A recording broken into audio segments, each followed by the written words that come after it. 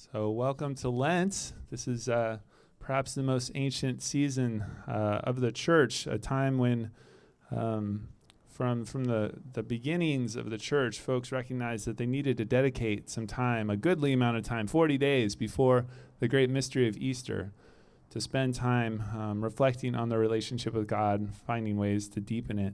And for those who would be baptized at Easter, this was the time where they really intensely dug into learning more about what it meant to be Christian.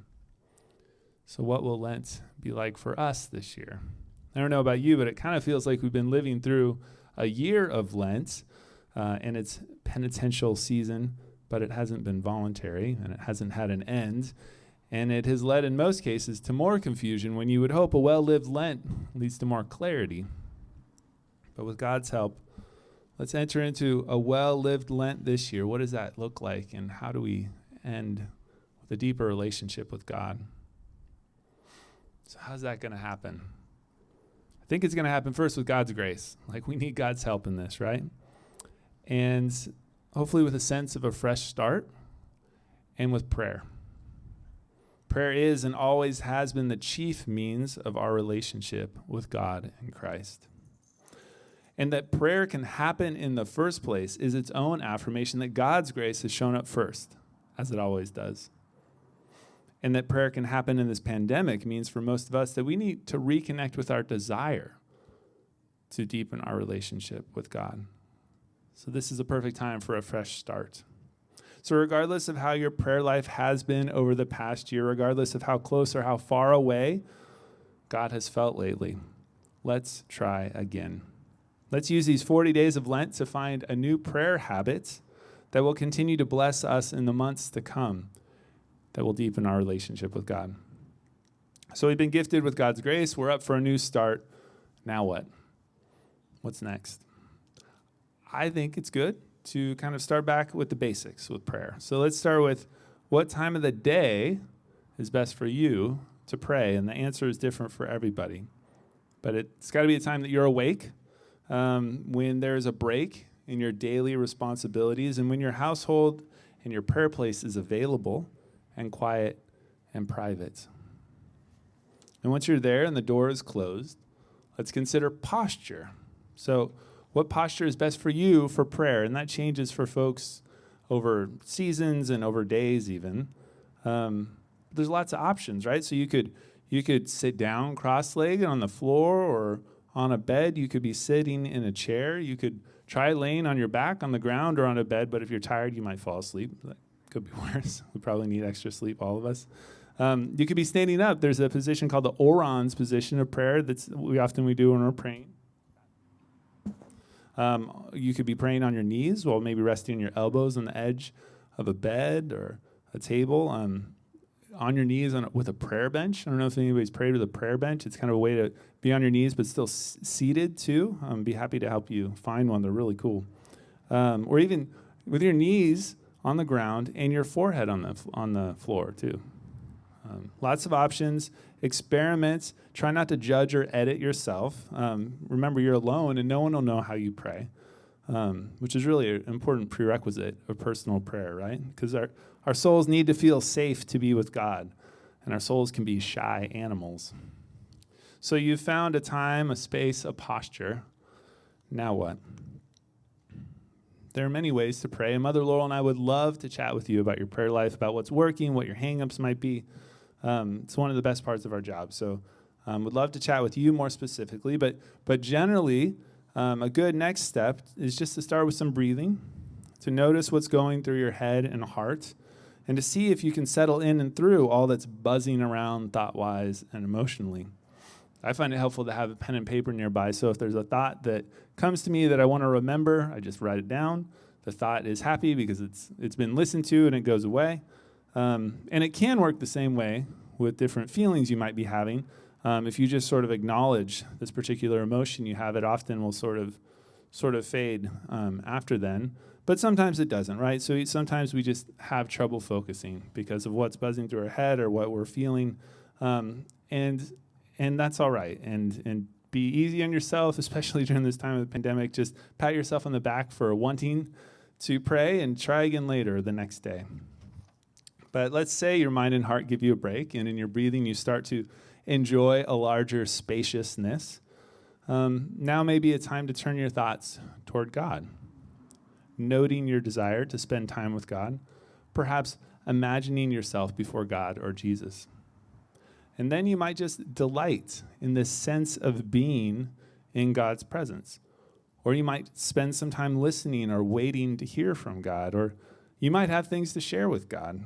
The 3 basic prayers, according to Anne Lamott, being help, thanks, and wow. Overall, I think it's helpful to think of prayer as encompassing the range of ways that we humans form and deepen relationships with each other. We mainly do it by dedicating time to each other. And during that time, sometimes we're talking, arguing, debating, laughing. Other times crying, listening, wondering. Other times just spending time together. So it's the same with God in prayer. When one form of prayer I think is great to experiment with during Lent, if you haven't tried it lately, is intercessory prayer, praying for other people. Let's see if we can each get in the habit of praying for one person every day for a week. Maybe someone who is in need of help, struggling with something, or in need of healing, or just someone you struggle with relating to. And just see what happens if you pray for them for a week. See how that changes your relationship with them. And it's even, it can be an even more transformative experience if the person knows you're praying for them, right? So if the next time you're in a conversation and someone's sharing something that they're really struggling with, just try at the end to say, you know what, I'll keep you in my prayers. And then keep them in your prayers for that time, and maybe check in a week and just say, hey, I've been praying for you. How's it going? It can really be a transformative experience. So I invite you, all of us, to just try that. And again, Mother Laurel and I would love to chat more with you with your prayer life. We'd love to hear how it's working and how you're feeling kind of stuck and what that next step might be. And then I'll end with a final invitation that's related to prayer and a fresh start. So for many of us, a primary obstacle to our deeper relationship with God are feelings of guilt for past wrongs we have committed. And this feeling itself, it's not necessarily bad. It actually is a sign that the conscience God gifted us with is alive and well. And God isn't in the business of enjoying the fact that we are experiencing ongoing guilt. The church invites us most Sundays, like it has already in this service at the beginning during Lent, to generally confess our sins and to receive God's forgiveness. And this is often all we need to feel right with God. But sometimes it doesn't feel like enough. And then the church has turned, as it has for centuries, to the sacrament of reconciliation. So in the Episcopal Church, we don't have confessional booths and no requirement to regularly or ever even participate in this sacrament. But I personally think it would be a loss if each of us didn't, at least at one point in our lives, at some point try out this sacrament. So, and in fact, the first time may be the most important, as it can involve an intentional reflection on and reckoning with the evils that we have engaged in our past. And the idea of this sacrament is that sometimes we need to specifically name our particular sins in front of God and another human being to feel that we are specifically forgiven for those particular sins. And this is the wisdom at the heart of the recovery movement's 12 steps, starting with step 4. So I'll read some of those steps, but the neat part is, of course, is the recovery movement took this from the church, right? There's some deep wisdom here. But step 4 in the 12-step process is made a searching and fearless moral inventory of ourselves. Step 5, admitted to God, to ourselves, and to another human being the exact nature of our wrongs. It's the sacrament of reconciliation. Step 6, we're entirely ready to have God remove all these defects of character. Step 7, humbly ask God to remove our shortcomings. Step 8, made a list of all persons we had harmed and became willing to make amends to them all. Step 9, made direct amends to such people wherever possible, except when to do so would injure them or others. And step 10, continued to take personal inventory, and when we were wrong, promptly admitted it. So I love the wisdom that has transformed the lives of countless folks over more than a century, and again, that drew from an even more ancient wisdom within the church. And it's just part of this larger kind of reminder that right? Like, God knows how God designed us as limited creatures. Like, God knew that we're going to be making mistakes all over the place. And so that the point in this life is not to try to be perfect, because it's not something we can do, right? But it's to practice noticing in shorter and shorter increments when we make those mistakes, when we sin, and to keep turning back, right? And to keep trying to turn more and more toward God. And so that's part of this process that Lent is really inviting us into, to pay more attention to. But anyway, in experiencing my first sacrament of reconciliation, it was one of the most bracing and relief-filled experiences of my life. And I would love for you all to experience it.